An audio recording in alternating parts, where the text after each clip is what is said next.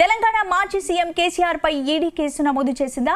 గొర్రెల స్కామ్ లో రంగంలోకి దిగిన ఈడీ ఈ కేసులో ఆయనకు నోటీసులు ఇచ్చేందుకు సిద్ధమవుతుందా అంటే తాజా పరిణామాలు చూస్తుంటే అవుననే అనుమానాలు కలుగుతున్నాయి. ఈ వ్యవహారంలో కేసీఆర్ చుట్టూ ఉచ్చు బిగుసుకుంటుందా అన్న అనుమానాలు వ్యక్తమవుతున్నాయి.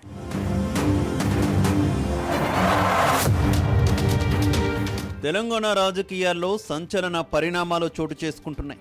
గొర్రెల స్కామ్లో అనూహ్యంగా రంగంలోకి దిగిన ఈడీ ఈ కేసులో మాజీ సీఎం కేసీఆర్ పాత్రను నిగ్గు తేల్చాలని డిసైడ్ అయినట్టు తెలుస్తోంది. గొర్రెల పంపిణీ పథకం 700 కోట్ల స్కామ్ జరిగిందన్న ఆరోపణలు వస్తుండడంతో దీని వెనుక నాటి ప్రభుత్వ పెద్దల ప్రమేయం ఉందని ఈడీ అంచనాకు వచ్చింది. ప్రభుత్వ పెద్దల ప్రమేయం లేకుండా ఇంత పెద్ద మొత్తంలో స్కామ్ జరిగే అవకాశం లేదని భావిస్తోంది.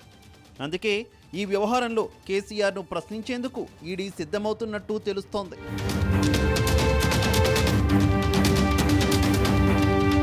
కేసీఆర్ను ప్రశ్నించేందుకు ఈడీ సిద్ధమైనట్టు మెదక్ బీజేపీ ఎంపీ రఘునందన్ రావు సంచలన వ్యాఖ్యలు చేశారు.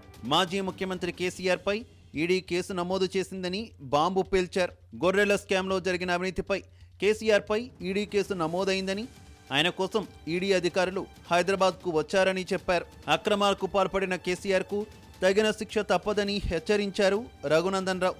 కేసీఆర్తో పాటు హరీష్ రావుకు ముందుంది ముసళ్ల పండగ అంటూ రఘునందన్ రావు వ్యాఖ్యానించారు.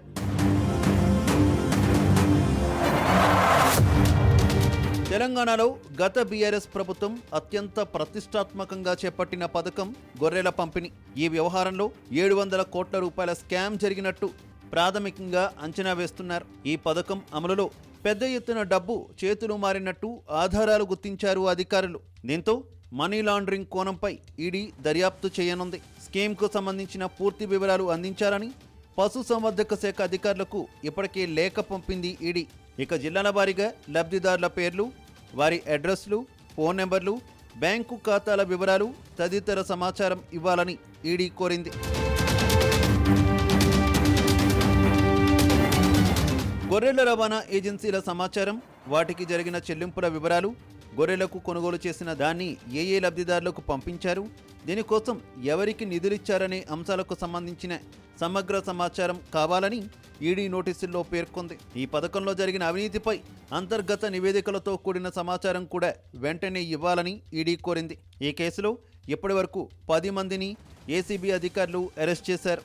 ఇప్పుడు ఈడీ రంగంలోకి దిగడంతో ఈ కేసు ఎలాంటి మలుపు తీసుకోబోతుందన్న ఉత్కంఠ వ్యక్తమవుతోంది.